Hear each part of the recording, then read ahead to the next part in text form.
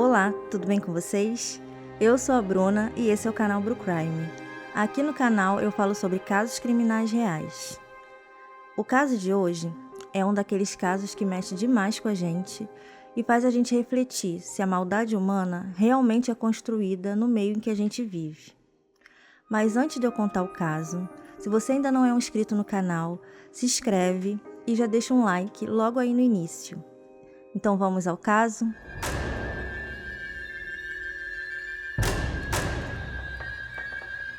Nosso caso de hoje se passa numa cidade bem pequena, e essa cidade chamava Skidmore, ficava no Missouri, Estados Unidos.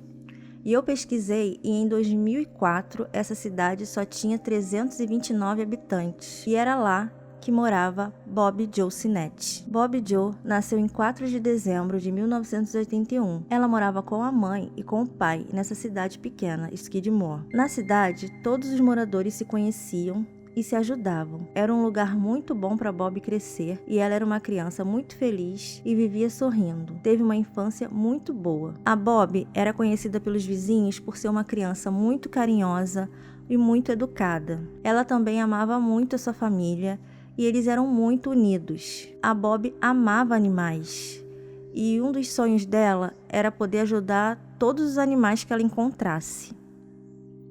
No ensino médio, a Bobbie conheceu um garoto chamado Zeb, e os dois se apaixonaram logo de cara. Bobbie e Zeb começaram a namorar, e o namoro permaneceu pelo resto do tempo na escola.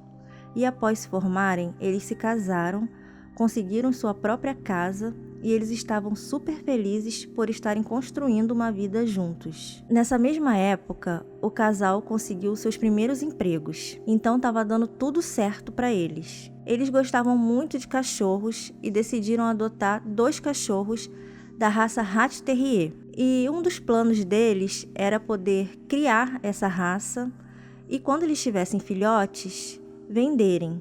Ia ser uma empresa paralela ao trabalho deles. E a Bobbie foi se aprofundar mais sobre essa raça e encontrou um site que falava só sobre o Hat Terrier. Lá nesse site as pessoas postavam sobre vendas dos animais e tinham pessoas também interessadas em comprar. A Bobbie logo fez amizade dentro desse site e além de falar dos cachorros, eles já falavam também um pouco sobre sua vida pessoal. As pessoas ali estavam se tornando amigas. A Bobbie estava gostando muito de trabalhar nisso e a venda de cachorros estava dando muito certo.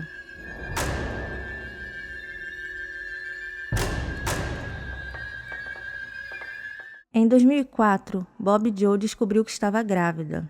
Ela e o marido ficaram muito felizes com a notícia e animados para começar a nova família. Eles ficaram ainda mais felizes quando souberam que o bebê era uma menina. Em dezembro de 2004, a Bobbie Jo tinha acabado de completar 8 meses de gravidez e tinha feito 23 anos de idade. Ela entrou de licença maternidade do trabalho e agora ela estava mais livre e podia se dedicar à venda dos cachorros. E ela teve muita sorte, porque foi nesse mesmo período que nasceu novos filhotinhos de cachorro. Então ela entrou naquele site e fez um anúncio dizendo que já tinham cachorrinhos disponíveis para venda e que agora ela estava de licença maternidade, ela poderia atender possíveis compradores o dia inteiro na casa dela. No dia 16 de dezembro, estava sendo um dia comum na vida deles. O Zeb acordou cedo para poder ir trabalhar e a Bobbie ficou em casa para poder fazer as coisas ali da casa e também se dedicar à venda dos cachorros. A Bobbie não ficava muito tempo sozinha em casa, sempre ia algum familiar visitar ela para ver se estava tudo bem, se ela estava precisando de alguma coisa. E na tarde desse dia 16, quem ia visitar ela era a mãe dela. A mãe dela chegou até a casa de tarde, chamou a Bobbie, mas ninguém atendeu. Então ela viu que a porta estava destrancada e ela entrou direto. Mas assim que ela entrou na casa, ela viu a cena mais terrível que uma pessoa poderia ver na vida. A mãe dela se chamava Beck, eu acho que eu não falei isso ainda, o nome da mãe dela. Mas assim que a mãe dela entrou na sala da casa, ela viu a filha dela caída no chão, com uma poça de sangue em volta, e ela percebeu que a filha já estava sem vida. A Becky ligou imediatamente para a ambulância e para a polícia e pediu para que eles fossem o mais rápido possível para lá. E durante o telefonema com a polícia, ela disse que a barriga da filha dela parecia que tinha explodido. Chegando na casa, a polícia e a emergência, eles constataram que a Bob realmente já tinha perdido a vida. A mãe dela explicou para eles que ela estava grávida de 8 meses, mas não tinha nenhum bebê lá. O bebê tinha sumido. Agora, a polícia tinha um dos casos mais terríveis para eles resolverem. Eles nunca tinham visto um caso assim, ainda durante o trabalho deles. O caso de uma mãe que tinha perdido a vida e que tinha tido seu bebê literalmente arrancado de sua barriga. E também um caso de uma criança desaparecida. Eles queriam emitir o alerta Amber. O alerta Amber é um alerta que existe lá nos Estados Unidos, que é para crianças desaparecidas. Toda vez que desaparece uma criança, eles emitem esse alerta e a população recebe uma mensagem no celular com as características da criança e o local da onde essa criança sumiu. Só que o bebê da Bob era um recém-nascido que nem tinha nascido ainda e a família nem conhecia. Eles não tinham como dizer características desse bebê. E os policiais não sabiam o que colocar na mensagem do alerta. Eles ficaram muito confusos se iriam emitir esse alerta ou não, porque era um caso totalmente diferente de tudo que eles tinham tido na vida. Mas conversando, eles resolveram emitir o alerta. Um dos vizinhos da Bob disse que naquela tarde que aconteceu aquilo tudo, ele viu um Corolla vermelho estacionado em frente à casa da Bob. A polícia pegou essa informação e também colocou no alerta Amber, para caso alguma pessoa tivesse alguma pista de quem era esse carro, para poder avisar para eles.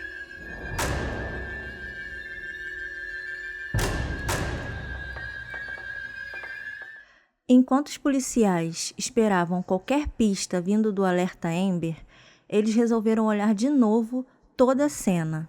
A Bob tinha sangue na sola dos pés, mas ela tinha sido encontrada deitada. Então, isso indicava que em algum momento do ataque, ela conseguiu ficar de pé e que houve uma luta corporal. Também tinha marcas de como se as pessoas tivessem escorregado no sangue. Os dedos da Bob tinham fios de cabelo e eram longos e loiros. A Bob era morena, então esses cabelos eram do agressor. E tinham bastante desses cabelos enrolado entre os dedos dela, o que indicava que ela tinha tentado se defender. No pescoço da Bob tinham muitas marcas, mas principalmente na parte da frente do pescoço. E essa marca correspondiam a marcas de cordas. Na autópsia da Bob, foi revelado que ela ainda estava viva quando sofreu aquele corte imenso na barriga para poder retirarem o bebê. A polícia achava que tinha tido uma luta corporal e que em algum momento dessa luta a Bob perdeu a consciência. E foi nesse momento que o agressor cortou a barriga dela. A porta da frente também foi encontrada destrancada e não tinha sinais nenhum de arrombamento. Então isso significava que a Bob conhecia a pessoa que entrou lá na casa ou que ela deixou a pessoa entrar. A notícia da morte da Bob se espalhou muito rápido. A TV só falava disso, na internet também só falava disso, e lá naquele fórum dos Rat Terrier que a Bob participava, as pessoas também começaram a falar só sobre esse assunto. Muitas pessoas que faziam parte desse site nem conheciam a Bob pessoalmente, mas eles ficaram muito tristes e muito chocados com a notícia, porque eles sabiam que a Bob estava muito feliz com a gravidez. Eles começaram a postar mensagens de luto e todas as mensagens que eles trocavam com a Bob, eles repostavam em forma de homenagear ela. Desse site ficou revisando as mensagens da Bob e ele foi até aquela postagem que a Bob tinha feito sobre a venda dos filhotes e nos comentários dessa postagem ele viu um que deixou ele muito intrigado.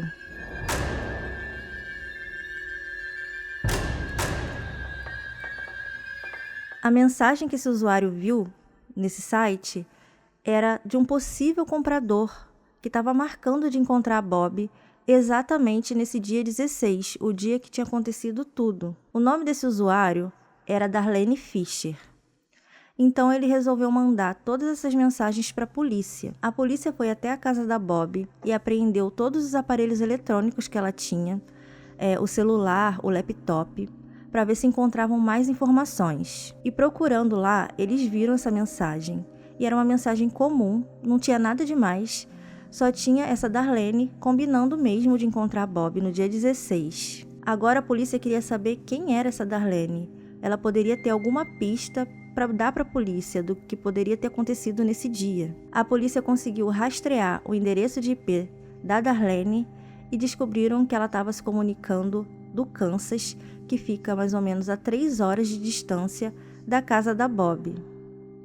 Olhando mais profundamente as mensagens, eles também descobriram que essa Darlene estava grávida, também de 8 meses, e ela estava grávida de gêmeos. E o que ela dizia ali na conversa é que um dos bebês estava morto na barriga dela, mas o outro ainda estava vivo. E que ela ia ter que esperar até o final da gestação para poder retirar esse bebê que tinha morrido. Era uma história bem triste e as pessoas ficavam até falando, nossa, como é que vai ser, né, quando nascer esses bebês, porque ela vai ficar feliz por um nascer bem, mas ao mesmo tempo triste por ter perdido o outro bebê. E rastreando mais, a polícia conseguiu achar o endereço exato da casa da Darlene. Eles foram para lá o mais rápido possível, mas quando chegaram lá na casa da Darlene, eles viram estacionado na garagem um Corolla vermelho. Exatamente aquele carro que o vizinho tinha visto estacionado em frente à casa da Bob no horário que tudo tinha acontecido. A polícia então resolveu arrombar a porta da casa da Darlene e quando eles entraram, eles viram sentada no sofá da sala a Darlene com um bebê recém-nascido no colo. Eles acharam aquilo muito estranho e perguntaram para ela quem era aquele bebê. E ela disse que era filho dela, que tinha nascido há alguns dias. Mas ainda estava tudo muito estranho e os policiais resolveram pegar o bebê e levar para um hospital, enquanto eles levaram a Darlene para a delegacia. No depoimento dela, ela dizia que realmente conhecia a Bob, mas que não tinha feito nada e que aquele bebê era dela. Mas lá na delegacia mesmo, os policiais descobriram que ela estava usando um nome falso. O nome dela não era Darlene Fisher. O nome dela era Lisa Marie Montgomery. Os policiais perguntaram por que ela tinha mentido o nome. Ela disse que no site ela usava um nome falso, mas que sobre o bebê ela estava falando a verdade. A polícia foi atrás do marido da Lisa para saber se ele sabia de alguma coisa. E ele disse que a mulher dele realmente estava grávida. Ele disse que não via a barriga da esposa, mas que ele notava que a esposa estava com a barriga grande de gravidez e ela usava só roupas largas. Ele falou que ele viajava muito e não acompanhava ela nas consultas. É muito estranho um marido não perceber, né? Nunca ver a barriga da mulher, se ela está grávida ou não. Ainda estava muito estranho isso. Aí os policiais perguntaram mais coisas para ele. E ele disse que no dia que a esposa teve o bebê, ela ligou para ele estava no trabalho, então ela mandou uma mensagem ou ligou para ele, dizendo que o bebê tinha nascido e que ela estava esperando ele num restaurante, que era um café. Nem era um restaurante, né? Era esses cafés que ficam na beira de estrada. Outra coisa muito estranha, ela tinha acabado de ter um bebê e estava esperando ele na rua. Mas o marido não achou nada de estranho. Ele disse que ele e os outros filhos da Lisa foram até o local e buscaram ela. E voltaram para casa todos muito felizes com o nascimento do bebê. E ele sempre insistia para a polícia que ele tinha certeza que a mulher não estava mentindo e que aquele bebê era dela. A polícia pressionou mais a Darlene na delegacia, porque eles já tinham muitas evidências que indicavam que ela poderia ter feito aquilo tudo. E depois de ser muito pressionada, ela resolveu contar a verdade. Ela disse que não estava grávida, mas que como ela já tinha enganado o marido e muitas outras pessoas, ela precisava arrumar um bebê. E que ela marcou de encontrar Bob para ver os filhotes mas era com uma desculpa de que ela iria roubar o bebê da Bob. E foi isso que ela fez. Ela falou para os policiais que ela fez isso porque ela estava com muito medo que o marido dela descobrisse a verdade e se separasse dela. Então ela precisava, de qualquer jeito, arrumar um bebê.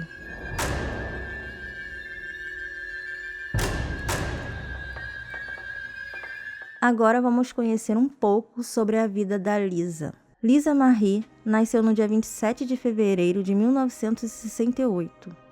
Sua mãe era viciada em álcool e durante a gravidez ela continuou bebendo.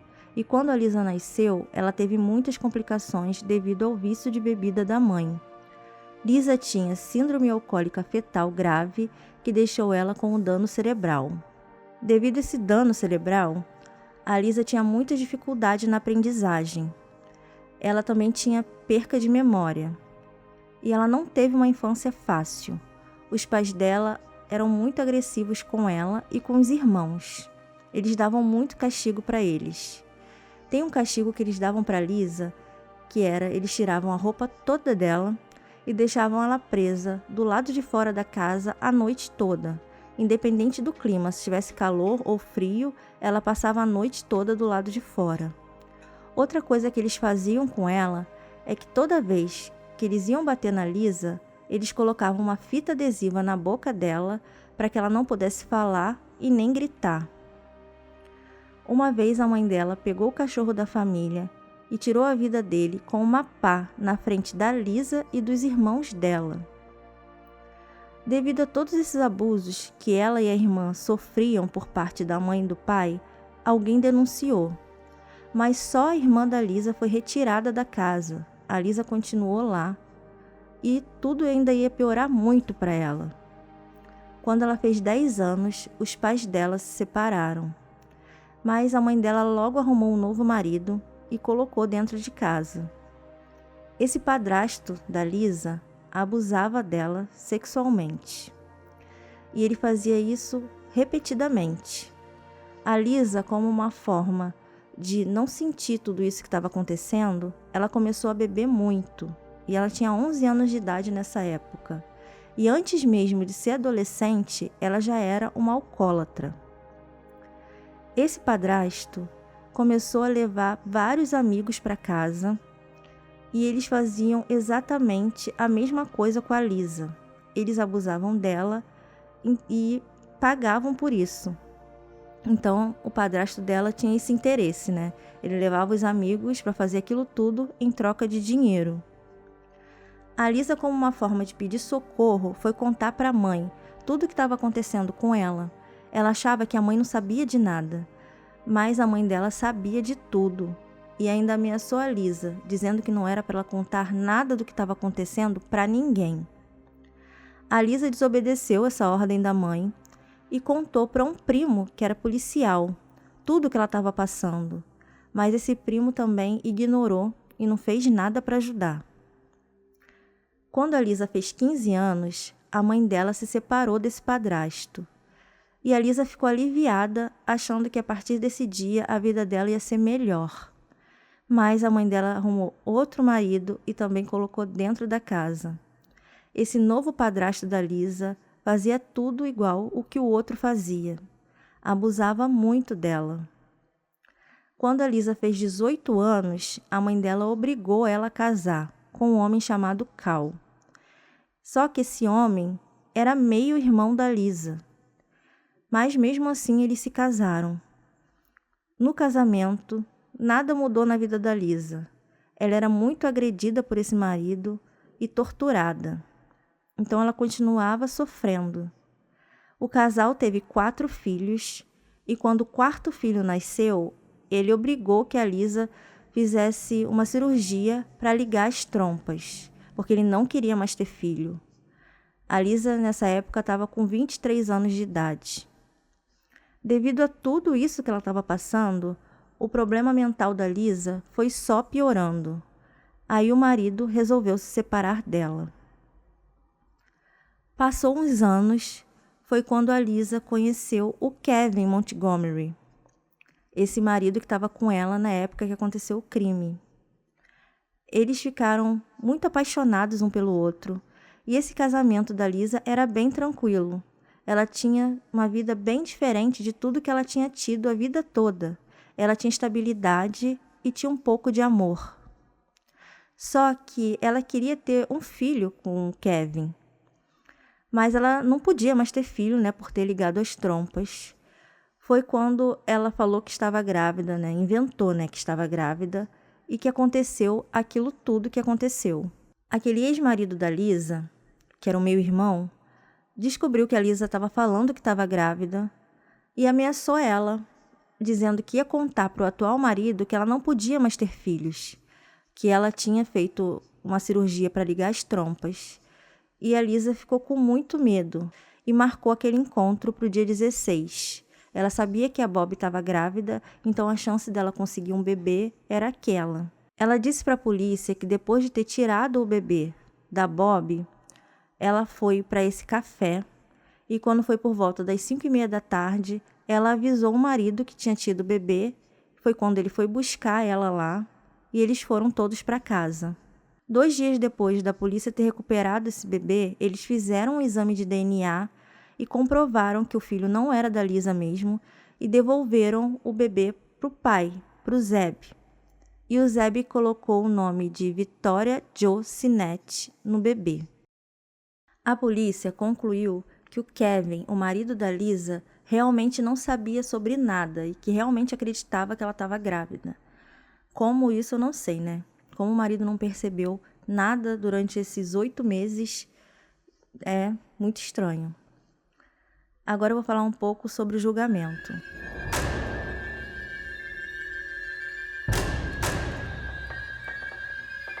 A promotoria tinha 100 provas para mostrar ali no julgamento contra a Lisa. 2 dessas provas eram a corda ensanguentada e a faca que ela tinha usado. E essa faca era da casa da Bob. O advogado de defesa da Lisa, que se chamava Fred Duchardit, disse que a Lisa realmente foi até a casa da Bob para comprar um cachorro, mas que em algum momento alguma coisa deu muito errado que motivou a Lisa a fazer aquilo tudo. Esse advogado de defesa tentou alegar a insanidade da Lisa e falou que ela era uma mulher terrivelmente perturbada pelos abusos que sofreu durante a infância e a adolescência e que tinha uma doença mental que fazia ela acreditar que realmente estava grávida.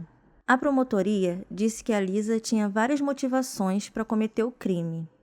Uma delas era de que aquele ex-marido, meu irmão, contasse a verdade de que ela não estava grávida e assim ela ia perder a guarda dos filhos e a pensão que ela recebia. E também, se o marido dela, o Kevin, descobrisse que ela estava mentindo, poderia se separar dela.